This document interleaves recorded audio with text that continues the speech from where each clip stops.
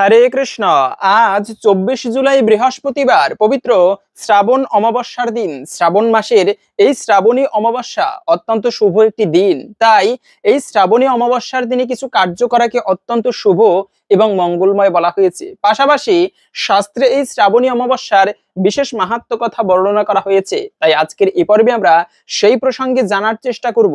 পাশাপাশি অশুভ দূরীভূত করার জন্য বাড়িতে একটি প্রদীপ প্রজ্বলিত করে এই একটি কার্য সম্পাদন করুন। এতে পরিবারের অশুভ কেটে যাবে এবং ইষ্টদেবের বিশেষ কৃপা লাভ হবে। সংসারের দরিদ্রতা দূরীভূত হয়ে থাকে। খুবই গুরুত্বপূর্ণ প্রসঙ্গ। সকলকে স্বাগতম জানাচ্ছি আমাদের এই ধর্মীয় তথ্যমূলক চ্যানেলে। আমরা চেষ্টা করি এরকমই সনাতন ধর্মের ধর্মীয় তথ্যগুলোকে আপনাদের সাথে উপস্থাপন করতে, শেয়ার করতে। তাই আসুন আগামী কিছুক্ষণ সময় একসঙ্গে ধৈর্য ধরে আজকের এই গুরুত্বপূর্ণ তথ্যগুলো জেনে নেই। আশা করছি আজকের এই তথ্যগুলো আপনাকে অবশ্যই সমৃদ্ধ করবে। ভালো লেগে থাকলে একটা লাইক করে কমেন্টে আপনার ইষ্টদেবের নামটি একবার হলেও লিখে যাবার অনুরোধ জানাচ্ছি। দেখেন, অমাবস্যা তিথি অত্যন্ত শুভ একটি দিন। যদিও আমরা অনেকে আছে অমাবস্যাকে ভয় পাই, যেই অমাবস্যার দিনে রাত্রিতে চতুর্দিক অন্ধকার থাকে। সাধারণত সূর্যের আলো হচ্ছে প্রখর, কিন্তু চন্দ্রের আলো স্নিগ্ধ। এই চন্দ্রের আলোর মাধ্যমে যে বৃক্ষ আদি তারা এই যে ফল পরিপুষ্ট হয়, রসালো হয়, শস্যদানা পরিপুষ্ট হয়, ফুল প্রস্ফুটিত হয়, এগুলো মূলত চন্দ্রের আলোয় হয়ে থাকে। এজন্য চন্দ্রের আলো এই পৃথিবীর জন্য, বৃক্ষ আদির জন্য অত্যন্ত শুভ বলা হয়েছে। এমনকি বিশেষ কিছু তান্ত্রিক প্রয়োগ পর্যন্ত এই অমাবস্যা তথা পূর্ণিমার দিনে করা হয়ে থাকে। তাই অমাবস্যার দিনে সেই চন্দ্রদেব উদয় হয় না আকাশে, চতুর্দিক ঘুটঘুটে অন্ধকার থাকে এবং এই সময় একটা অশুভ শক্তির প্রাদুর্ভাব ঘটে। তাই বলা আছে অমাবস্যার দিনে কখনো একাকী, কখনো নির্জন স্থানে যেতে নেই। এতে সেই অশুভ শক্তি তার উপরে ভর করার সম্ভাবনা থাকে। বিশেষ করে মায়েদের ক্ষেত্রে বলা হয়েছে, গর্ভবতী মায়েরা কখনো একাকী অমাবস্যার দিনে যে ঘরের বাহিরে যেতে নেই, উঠানে চুল খোলা রেখে বসতে নেই এই অমাবস্যার রাত্রিতে। এতে কিন্তু জীবনে অমঙ্গল আসে। তাই সেই অমাবস্যা আরো পড়েছে শ্রাবণ মাস। শ্রাবণ মাসটি হচ্ছে কিন্তু মহাদেবের মাস।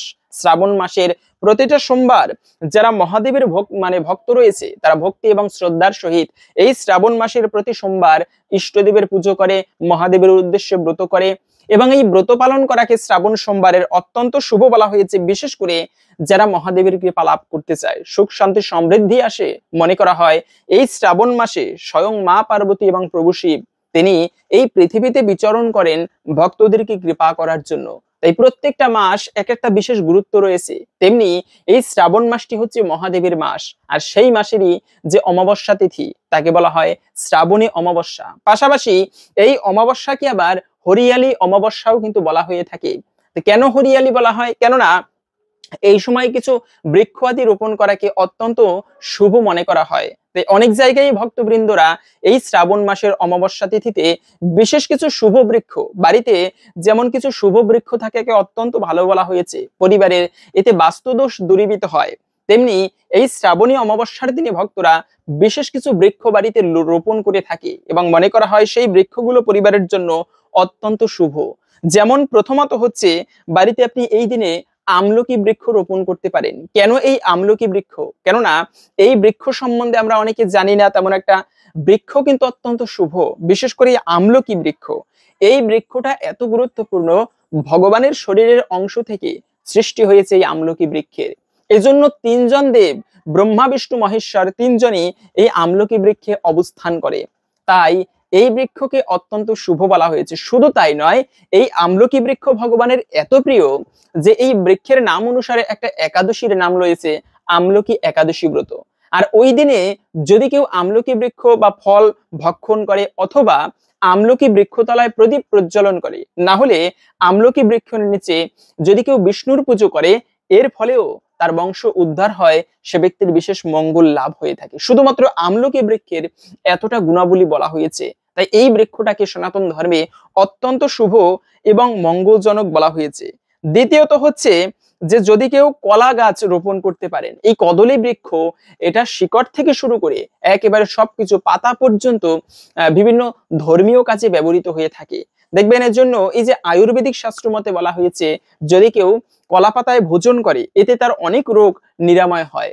বর্তমানে তো প্লাস্টিকের থালা পাওয়া যায়, আর এগুলো হচ্ছে কিন্তু স্বাস্থ্যের জন্য ক্ষতিকর। ওই প্লাস্টিকের থালায় গরম খাবার খেলে ওই প্লাস্টিকও কিন্তু শরীরে প্রবেশ করে, এতে ভয়ানক ক্যান্সারের সৃষ্টি হয়। কিন্তু কলা পাতায় ভোজন করলে এরকম কোনো সাইড ইফেক্ট নেই, বরঞ্চ এটা স্বাস্থ্যের জন্য খুবই উত্তম এবং শুভ বলা হয়েছে। শুধু তাই নয়, কলার ডোঙ্গায় প্রদীপ বানিয়ে ইষ্টদেবকে নিবেদন করতে পারেন, এবং এর শিকড়ও বিভিন্ন তান্ত্রিক কাজে ব্যবহৃত করা হয়। এবং কলা ফল তো বিভিন্ন পুজোয় লাগে, এর মোচা কিন্তু সবকিছু কার্যে লাগে, বা মোচা ঘন্ট করা অনেক মজাদার। তাই বলা হয়েছে কদলী গাছ বাড়িতে থাকা বা এই শুভ দিনে রোপণ করাকে অত্যন্ত শুভ এবং ভালো বলা হয়েছে। তবে তার থেকেও একটা সব থেকে গুরুত্বপূর্ণ বৃক্ষ হচ্ছে কিন্তু নিম গাছ। যত প্রকার ঔষধি গুণসম্পন্ন বৃক্ষ রয়েছে, সব থেকে বেশি ঔষধি গুণ রয়েছে এই নিম গাছের মধ্যে। কেননা এই নিম গাছটা এত ঔষধি গুণ যে এটা হচ্ছে গাছের মধ্যে ঔষধি গুণের রাজা বলা হয়। আর আমাদের সনাতন ধর্মে স্বয়ং ভগবান শ্রী চৈতন্য মহাপ্রভু যিনি আবির্ভূত হয়েছিলেন, তার ছোট্টকালে নাম ছিল নিমাই। কেন নিমাই নাম ছিল? কেননা তিনি যখন আবির্ভূত হয়েছেন বা ভূমিষ্ঠ হয়েছেন, ওই সময়ে সচিমাতা নিম গাছের নিচে অবস্থান করছিল, আর সেখানে তিনি জন্মগ্রহণ করায় বা আবির্ভূত হওয়ায় তাই তার একটা নাম হলো নিম। যেহেতু নিম মানে নিম বৃক্ষের নিচে হয়েছেন, তাই তার নাম ডাকা হচ্ছিল ওই সময় থেকে নিমাই। আর এটা হচ্ছে মূলত এটা একটা কাহিনী। তাই এই নিম গাছ আপনি এই দিনে বাড়িতে রোপণ করতে পারেন। তবে তার থেকেও অপরাজিতা ফুলের গাছ বা নারকেল ফলের গাছ বাড়িতে রোপণ করাকেও অত্যন্ত ভালো বলা হয়েছে। তবে এই সমস্ত কোন বৃক্ষ যদি রোপণ করতে না পারেন বাড়িতে, সেক্ষেত্রে বলা হয়েছে যদি কেউ তুলসী বৃক্ষ রোপণ করতে পারে এবং পরিচর্যা করতে পারে এই পবিত্র অমাবস্যার দিনে, এটিকেও অত্যন্ত শুভ এবং মঙ্গলজনক বলা হয়েছে। কারণ এই তুলসী বৃক্ষ, এই যে বৃন্দাবনে যায় অনেকে ভক্তরা, কিন্তু সেই বৃন্দাবনে থাকতে পারবে না যদি তুলসীর কৃপা না হয়। রাধারানী তুলসী দেবীর কৃপা না হলে সে কখনো বৃন্দাবনে অবস্থান করতে পারে না। তাই এই তুলসী বৃন্দাবন কেন বলা হয়? তুলসী দেবীর একটা নাম হচ্ছে বৃন্দা দেবী, আর যেখানে বৃন্দা দেবী অবস্থান করে ওই স্থানটাই বৃন্দাবন। এজন্য মূলত এই বৃন্দাবনকে অত্যন্ত ভালো বলা হয়েছে, বিশেষ করে তুলসী দেবীর সেবা করাকে। তবে একটা বিষয় মনে রাখবি, ভুলক্রমেও এই অমাবস্যার দিনে তুলসী পত্র চয়ন করতে নেই, এটা একটা গুরুত্বপূর্ণ বিষয়। তবে বলতে পারেন, তাহলে কি তুলসী দেবীর পরিচর্যা করা যাবে না? পরিচর্যা করা আর তুলসী পত্র চয়ন করা এটা কিন্তু ভিন্ন বিষয়। আপনারা এই অমাবস্যার দিনে তুলসী বৃক্ষ রোপণ করে তার পরিচর্যা আদি করতে পারেন। অনেকে বলে রবিবারে অমাবস্যায় তুলসীতে জল দেওয়া যাবে না, না, এটি সম্পূর্ণ ভুল তত্ত্ব। যে কোনো দিনে তুলসী দেবী হচ্ছে একটা বৃক্ষ, তার পরিচর্যা করতে হবে, জল দিতে হবে। এখন রবিবারে জল দেওয়া এটা কোনো শাস্ত্রে বলা হয়নি, কিন্তু আপনারা যে কোনো দিনে তুলসী দেবীকে জল নিবেদন করতে পারেন এবং তুলসী দেবীর পরিচর্যা করতে পারেন। তবে এই তুলসী বৃক্ষ কেন এত মহিমাময় মনে রাখবে, শাস্ত্রে বলা আছে ভগবানের সব থেকে প্রিয়। ভগবানের পুজো করতে গেলে অনেকে প্রশ্ন করেন যে গলায় কি তুলসীর মালা ধারণ করতেই হবে? হ্যাঁ, সেক্ষেত্রে মনে রাখবে তুলসী ছাড়া ভগবান কোনো কিছু গ্রহণ করে না। জীবনের জন্ম থেকে মৃত্যু পর্যন্ত কিন্তু এই তুলসী বৃক্ষ লাগে। তাই এই তুলসী পত্র ভগবানের সব থেকে প্রিয়। তুলসী ছাড়া এমনকি 64 প্রকার ভোগও যদি ভগবানকে নিবেদন করা হয়, কিন্তু যদি সেখানে তুলসী না থাকে, তবে রাধারানীকে বলেছেন, শুনে রাখো রাধে, তুলসী ছাড়া আমি কিচ্ছু গ্রহণ করি না। এর একটা কাহিনী রয়েছে, সেদিকে যাচ্ছি না। তবে এই তুলসী বৃক্ষ কিন্তু সব থেকে প্রিয়। তাই প্রত্যেকটা সনাতনীর উচিত কণ্ঠে তুলসী কাষ্ঠের মালা ধারণ করা। এখন অনেকে বলেন যে তুলসীর মালা নিয়ে মিথ্যা কথা বলতে নেই। আরে তুই মিথ্যা বলো, তুই কেন তুলসীর মালা নিয়েছো? এটা সম্পূর্ণ অজুহাত। শাস্ত্রে বলা আছে, ধারয়ন্তু ইয়োনি মালাম হুইতুকা পাপ বুদ্ধয়া নরকান্ন নিবন্তন্তে দগ্ধা কোপার নিগ্ন হরে।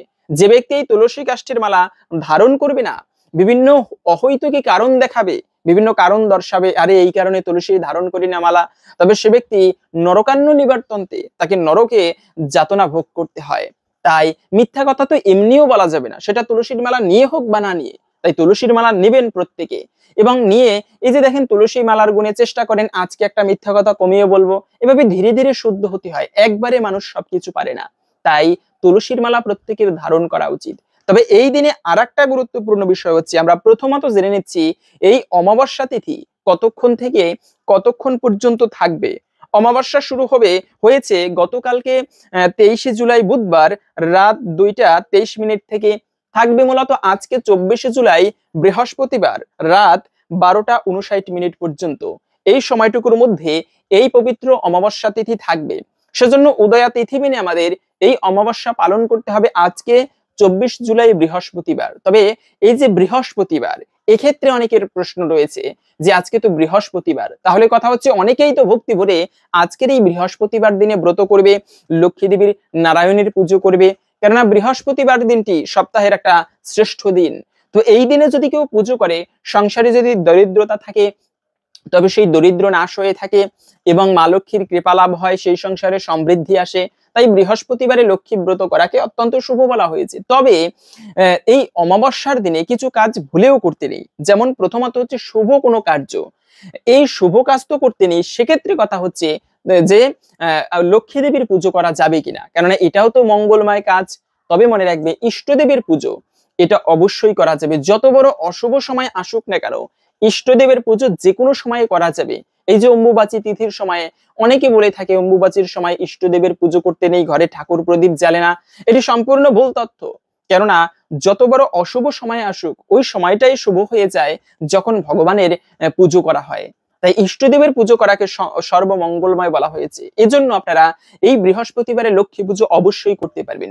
তবে অমাবস্যার দিনে বলা হয়েছে সংস্কারমূলক কোন কার্য, যেমন বিবাহ আদি সংস্কার, গর্ভাধান সংস্কার, তারপরে হচ্ছে বিশেষ কোনো দেবদেবীর পুজো, এইগুলো কিন্তু করা উচিত নয়, এতে অশুভ আসে। মনে রাখবে বিশেষ করে অমাবস্যার দিনে গর্ভাধান সংস্কার করাকে সব থেকে অমঙ্গলের এবং অশুভ বলা হয়েছে। পাশাপাশি এই দিনে সৌভাগ্য লাভের জন্য অবশ্যই প্রত্যেকে চেষ্টা করবেন ভগবান বিষ্ণুর, যাদের ভগবানের প্রতি ভক্তি রয়েছে তারা চেষ্টা করবেন ভগবান বিষ্ণুর সহস্র নাম মন্ত্র জপ করতে।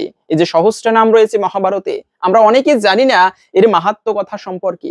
এই সহস্র নামের খুবই সুন্দর মাহাত্ম্য কথা শাস্ত্রে বর্ণনা করা হয়েছে। এই মন্ত্র যারা জপ করে ভগবানের চরণে প্রার্থনা করতে পারে তার মনস্কামনা একটুকু হলেও ভগবানের কৃপায় পূর্ণ হয়ে থাকে। তাই আপনারা এই দিনে চেষ্টা করতে পারেন সেই সহস্র নাম জপ করতে। তবে তাও যদি না পারেন, তবে যাদের কালী মায়ের প্রতি ভক্তি রয়েছে অমাবস্যা আরো কেন মহিমাপূর্ণ, কেননা এই অমাবস্যার দিনে ভক্তরা বিশেষ করে মা কালীর পুজো করে থাকে এবং ভগবানের কাছে কোনো কিছু চাইলে ভগবান সহজে তার ভক্তদের মনস্কামনা পূর্ণ করে না। ইহজগতের কোনো সম্পদ ভগবান সহজে তার ভক্তদেরকে কিন্তু দেয় না, কেননা অল্প ভাগ্যে নাহি করে ভগবান তার দাস করে না। অল্প ভাগ্যে ভগবানের দাস কিন্তু তিনি করে না, অনেক পরীক্ষা করে, অনেক কষ্টের মধ্য দিয়ে ভক্তকে পরীক্ষা করে তারপরে তাকে কৃপা করে। এজন্য দেখবেন সেই স্মরণকে যত তাপ দেওয়া হয় ও কিন্তু তত খাঁটি হতে থাকে। ভগবানও তেমনি তার ভক্তকে দুঃখের মধ্য দিয়েও অনেক সময় পর্যবেক্ষণ করে, তাকে পরীক্ষা করে। কিন্তু মা কালী হচ্ছে ভিন্ন রূপ, তিনি হচ্ছে জগৎ জননী।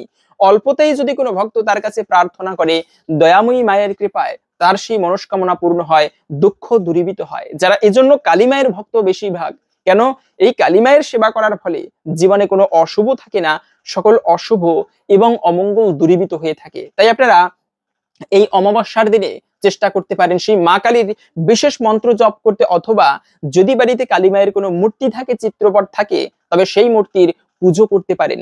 যেমন মন্ত্রের মধ্যে একটা শ্রেষ্ঠ মন্ত্র হচ্ছে আদ্যা স্তোত্র পাঠ করতে পারেন। এই মন্ত্রটা এত মহিমাপূর্ণ, আমিও মাঝে মাঝে পাঠ করি, যদিও ভগবান বিষ্ণুর ভক্ত হওয়ার চেষ্টা করতেছি, তবে মা কালীর প্রতি একটা আলাদা ভক্তি রয়েছে, সেজন্য মাঝে মাঝে পাঠ করা হয়। সেটি হচ্ছে আদ্যা স্তোত্র।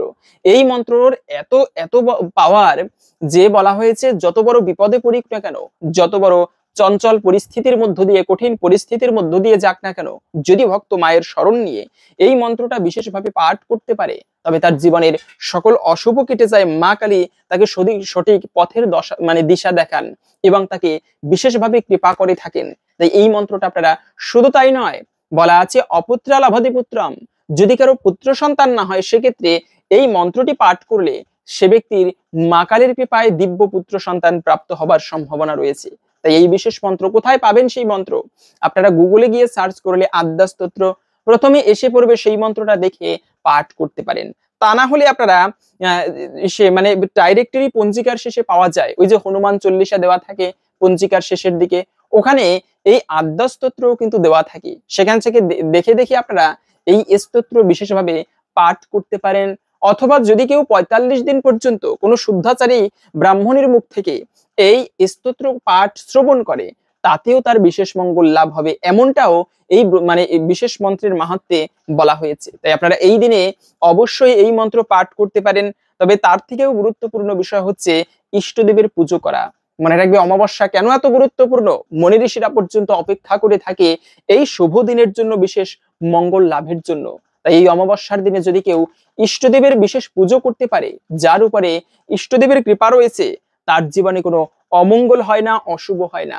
আর এই ইষ্টদেবের পুজো করলে কি হয়, শাস্ত্রে এরকম সুন্দর একটা কাহিনী পাওয়া যায় যে একবার বামদেব নামে একটা ব্যক্তি ছিল, ওনার একটা মাত্র কন্যা ছিল সেই বামদেবের। তো সেই বামদেব তার একটা কন্যা, কিন্তু দুঃখের বিষয় হলো বামদেবের সেই কন্যাটা বিধবা হয়ে গেল। এরপরে বামদেব তার কন্যাকে নিজের কাছে রাখতে লাগলো, চিন্তা করলো যে এই কন্যা কি করবে।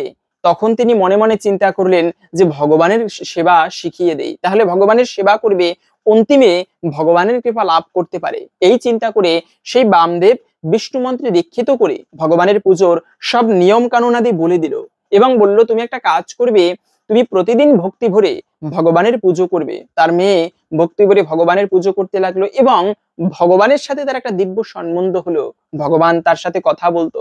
এভাবে করে সেই কন্যা ভগবানের কাছে প্রার্থনা করলো, হে প্রভু, আমার জন্য একটা সন্তান হয়, জানি আমি বাঁচতে পারি। ঠিক আছে, ভগবান তাকে আশীর্বাদ করলো, তোমার একটা সন্তান হবে। এই কথা যখন নামদেব মানে সেই বামদেব জানতে পেরেছে তার বাবা, তখন তিনি মনে মনে একটুকু দুঃখ পেলেন। কেন, যে স্বামী নেই তার যদি একটা সন্তান হয়, জগতের লোক নিন্দা করবে, স্বামী ছাড়া স্ত্রীর সন্তান হয়েছে। ভগবানের কাছে প্রার্থনা করলো, হে প্রভু, তুমি সন্তান দেবে, আবার তুমি আমার এই কন্যার সেই অপবাদ মানে কলঙ্ক দূর করে দিও। এরপরে যথাসময়ে একটা সন্তান হয়েছে, কিন্তু সবাই নিন্দা করতে লাগলো। বামদেব আকুল প্রাণে ভগবানের কাছে প্রার্থনা করলো যে প্রভু, তুমি এই কলঙ্ককে দূরীভূত করে দাও। এরপরে ভগবানের কৃপায় আবার কিভাবে যেন সবাই পাল্টে গেল, সবাই আবার তার মেয়ের খুবই গুণগান গাইতে লাগলো যে দেখো ভগবানের কৃপায় তার একটা দিব্য সন্তান হয়েছে। তো যাই হোক, এই যে সন্তান, তো ভগবানের কৃপাপুষ্ট সন্তান, এই ছোটকাল থেকেই ভগবানের প্রতি অগাধ ভক্তি। এরকম অনেক অনেক কাহিনী পাওয়া যায় এই বামদেবের নাতি নামদেবকে নিয়ে। সেই বামদেবের যে ছোট্ট নাতি ছিল তার নাম রাখলো নামদেব এবং নাতিকে ছোট্ট কাল থেকেই কৃষ্ণ ভক্তে পরিণত করলেন। তিনি সেই কৃষ্ণ মন্ত্রে দীক্ষিত করে বিষ্ণু পুজো আদি সব শিখিয়ে দিলেন। এদিকে বামদেব তিনি প্রতিদিন ভগবান শ্রীকৃষ্ণের মূর্তির পুজো করতেন। একদিন কি হলো, বামদেব দূরে কোথাও যাবেন, তাই সেবা করার জন্য নামদেব ছোট্ট নামদেবকে বলে গেল যে তুমি প্রতিদিন একটা কাজ করবে, 2 সের দুগ্ধ গরম করে তাতে সেই চিনি মিশ্রিত করে এই ভগবানকে ভোগ নিবেদন করবে। ঠিক আছে, এভাবে বামদেব চলে গেল। নামদেব ওইভাবে মন্ত্রতন্ত্র জানতো না ভোগ লাগানোর জন্য।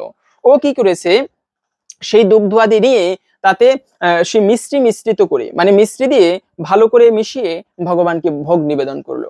কিন্তু এ কি, ভগবান সেই বিগ্রহ থেকে আসে মানে এসে সেই দুগ্ধ গ্রহণ করছে না।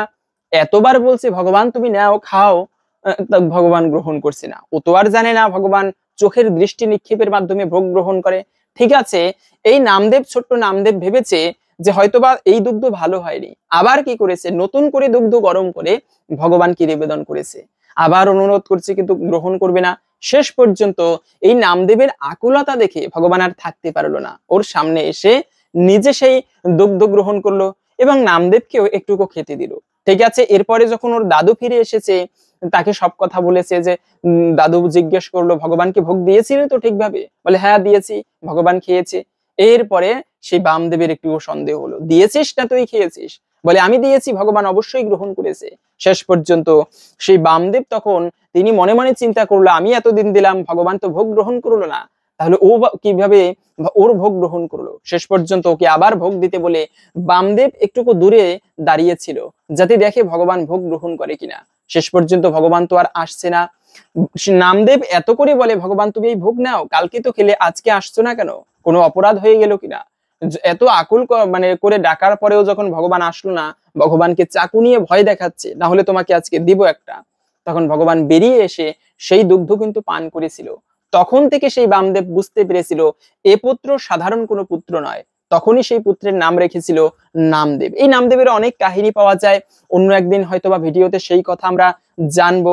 তবে এজন্য মূলত এই যে ইষ্টদেবের কৃপা, প্রতিদিন বাড়িতে ঠাকুর পুজো করার ফলে এমন যদি ভগবানের সাথে একটা ঐকান্তিক কানেক্টিভিটি বা একটা সম্পর্ক তৈরি হয়, এর ফলে কিন্তু ভগবান, আরে ভগবানের কৃপা হলে হরি যাকে রক্ষা করে কে তারে মারিতে পারে, জগতের কারো সাধ্য নেই তার ক্ষতি করতে পারে।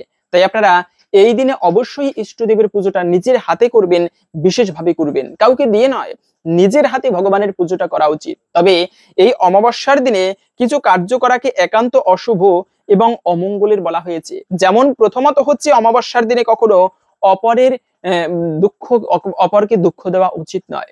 বর্তমানে এই যে বাংলাদেশে আগুন লেগেছে, একটা প্লেন বিধ্বস্ত হলো, যুদ্ধ বিমান, কিন্তু দেখেন এখানে কত মানুষ মারা গিয়েছে। এর মধ্য দিয়েও কিছু কিছু মানুষ আছে এই মৃত্যুকে কেন্দ্র করে তারা পর্যন্ত সেই নিজেদের স্বার্থ হাসিল করার জন্য বিভিন্ন কিছু করতেছে।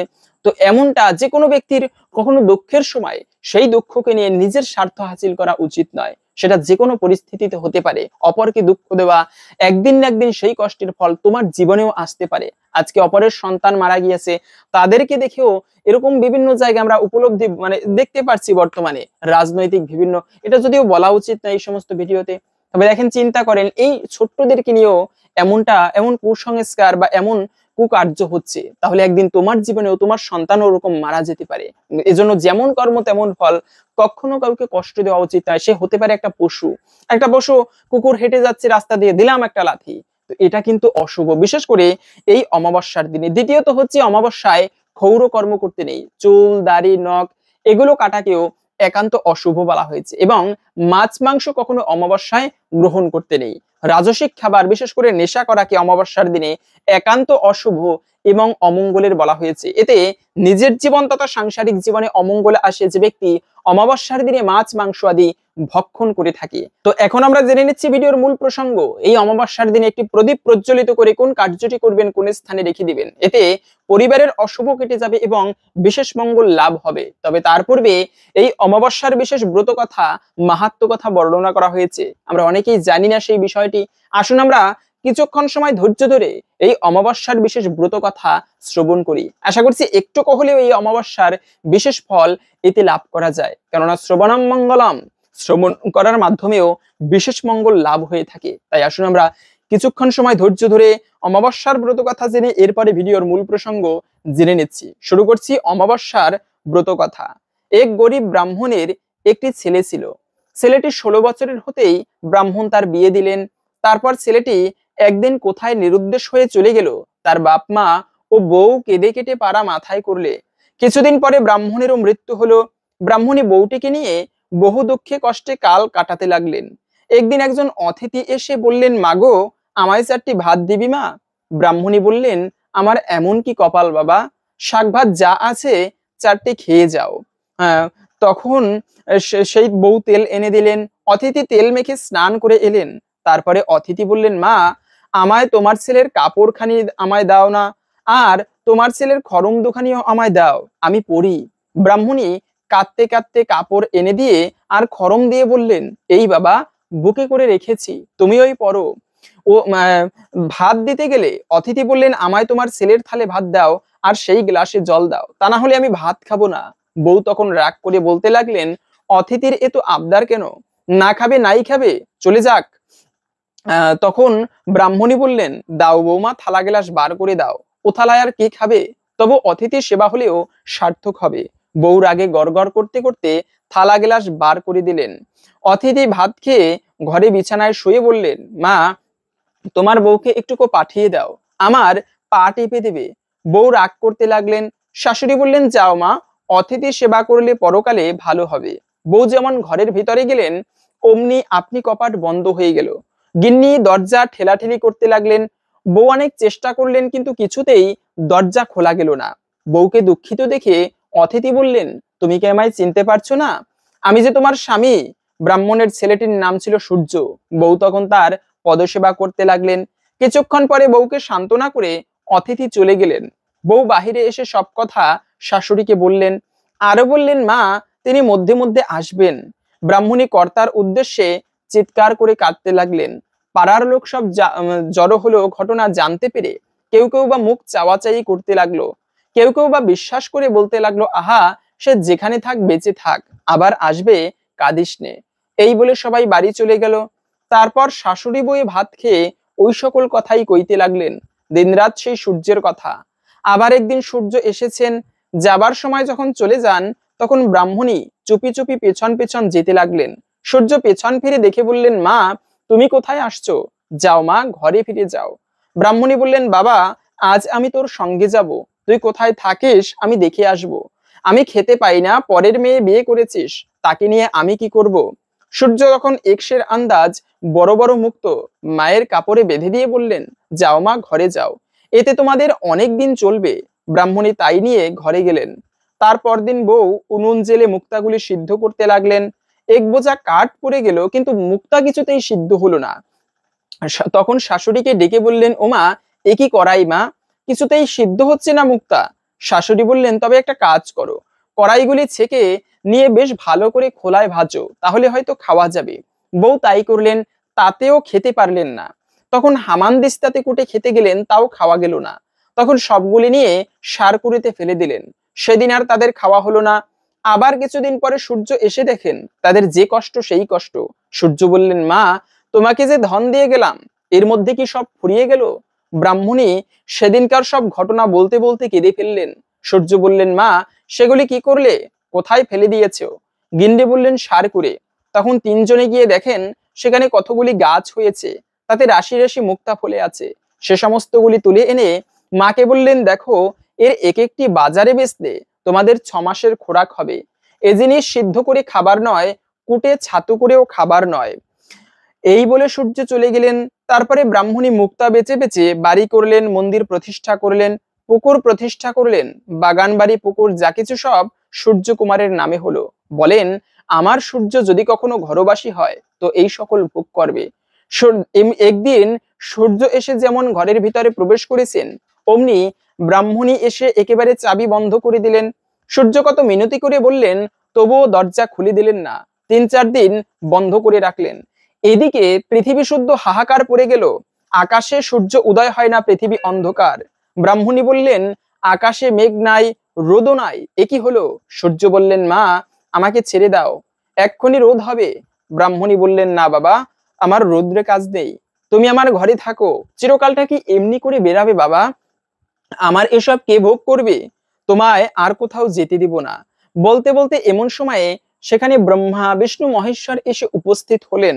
ব্রাহ্মণী থতমত খেয়ে বললেন, তোমরা কে বাপু, কোথা থেকে এসেছো? তারা বললেন, আমাকে তুমি চিনতে পারবে না, তোমার ছেলেকে ডেকে দাও। ব্রাহ্মণী বললেন, তা ডেকে দিচ্ছি, কিন্তু তোমাদের সঙ্গে যেতে দেব না। বোধ হচ্ছে তোমরাই আমার ছেলেটির পরকাল খেয়েছো। দরজা খুলে দিতেই সূর্য বললেন, মা, আমাকে ছেড়ে দাও। ওই দেখো, স্বয়ং ব্রহ্মা বিষ্ণু মহেশ্বর আমাকে নিতে এসেছেন। আমি অভিশাপের ফলে তোমার ঘরে জন্মগ্রহণ করেছিলুম। আমি আবদ্ধ থাকলে পৃথিবীর রসাতলে যাবে। ব্রাহ্মণী ব্রহ্মা বিষ্ণু মহেশ্বরকে প্রণাম করে বললেন, আমার এসব কে ভোগ করবে? দেবতারা বললেন, তোমার ছেলের ঐশ্বর্য কি তোমরা দেখতে চাও? তবে চলো। সূর্যকে বললেন, তোমার মা আর তোমার স্ত্রীকে নিয়ে চলো, তোমার এভাবে মর্তে আবদ্ধ থাকলে চলবে না। সূর্য তাতে সম্মত হলেন। স্বর্গ থেকে পুষ্পরথ এলো, চুয়া চন্দনের ছড়া পড়তে লাগলো। ধন দৌলত যা কিছু ছিল ব্রাহ্মণদেরকে দান করে দেবগণের সঙ্গে ব্রাহ্মণী সূর্যের হাত ধরে অমাবস্যার দিনে বউকে নিয়ে স্বর্গে চলে গেলেন। তাই দেখে পারাশুদ্ধ লোক ধন্যি ধন্যি করতে লাগলো। তারাও অমাবস্যার দিনে সূর্যের পুজো করে উপবাস করতে লাগলো। ক্রমে ক্রমে এভাবেই চতুর্দিকে এই অমাবস্যার ব্রত কথা প্রচারিত হলো। সেই থেকে পৃথিবীবাসী আজ পর্যন্ত অমাবস্যার দিনটি বিশেষ করে পালন করে আসছে। তাই এই অমাবস্যার দিনে সেই সূর্যের প্রকাশ হচ্ছে কিন্তু পবিত্র সেই প্রদীপ। প্রদীপ ভগবানকে নিবেদন করলে বলা হয়েছে, প্রদীপের আলোয় যেরকম অন্ধকার দূরীভূত হয়, ঠিক তেমনি একটা প্রদীপ বাড়িতে রেখে দিলেই মঙ্গল হবে এরকমটা নয়। যদি কেউ প্রদীপ ঠাকুর ঘরে প্রজ্বলিত করতে পারে, তার জীবনের অন্ধকার পর্যন্ত দূরীভূত হয়ে যায়। এজন্য কবি রবীন্দ্রনাথ ঠাকুরের ভাষায় সূর্যদেব পশ্চিম দিগন্তে হেলে পড়েছে, যাহিবার পূর্বে কহিয়া যাইতেছে, কেলইবে মোর কার্য কহে সন্ধ্যা রবি, শুনিয়া জগৎ রহে নিরুত্তর ছবি। আমি তো অস্ত যাচ্ছি, আমার যাবার পরে এই জগতে আলো প্রদান করার সেবাটা কে নিবে? কিন্তু শুনিয়া জগৎ রহে নিরুত্তর ছবি, এই কথা শোনার পর সমস্ত জগৎ নিশ্চুপ। কেন? সূর্যের মতো এত প্রতাপ কারণেই, সূর্যের মতো এত আলো প্রদান করার সামর্থ্য কারণেই। কিন্তু একটা ব্যক্তি চুপ নেই, তিনি হচ্ছে মাটির প্রদীপ। মাটির প্রদীপ ছিল, সে কহিল, স্বামী, আমার যেটুকু সাধ্য করিব তা আমি। ছোট্ট একটা মাটির প্রদীপ গুড়ি গুড়ি পায়ে হেঁটে গিয়ে সূর্যদেবকে অবনত মস্তকে প্রণাম করে বলল, প্রভু, তোমার মতো এত সামর্থ্য আমার নেই, কিন্তু আশীর্বাদ করো, যতটুকু সাধ্য রয়েছে তাই দিয়ে যেন জগতের সেবা করতে পারি। তো এই হচ্ছে বিষয়। এজন্য প্রদীপ নিবেদন করা, এর শাস্ত্রে অনেক ব্যাখ্যা পাওয়া যায়। যদি কেউ আকাশ প্রদীপ দীপদান করে, তার পূর্বপুরুষ পর্যন্ত উদ্ধার হয়ে থাকে। তাই আপনি একটা প্রদীপ ভগবানের উদ্দেশ্যে অমাবস্যার দিনে প্রজ্বলিত করে রাখুন, আরেকটি প্রদীপ তুলসী তলায় তুলসী দেবীকে নিবেদন করুন। আশা করি একটুকু হলেও ভগবানের কৃপায় জীবনের অমঙ্গল দূরীভূত হবে। হরে কৃষ্ণ। আশা করছি আজকের এই গুরুত্বপূর্ণ তথ্যগুলো জেনে আপনি একটুকু হলেও সমৃদ্ধ হয়েছেন। ভালো লেগে থাকলে একটি লাইক করে কমেন্টে আপনার ইষ্ট দেবতার নামটি অথবা জয় শ্রীকৃষ্ণ ভগবানের জয় একবার হলেও লিখে যাবার অনুরোধ জানাচ্ছি। ভগবানের কৃপায় সকলের জীবনে মঙ্গল হোক এই কামনা করে আজকের ভিডিওটি এখানে সমাপ্ত করছি। হরে কৃষ্ণ।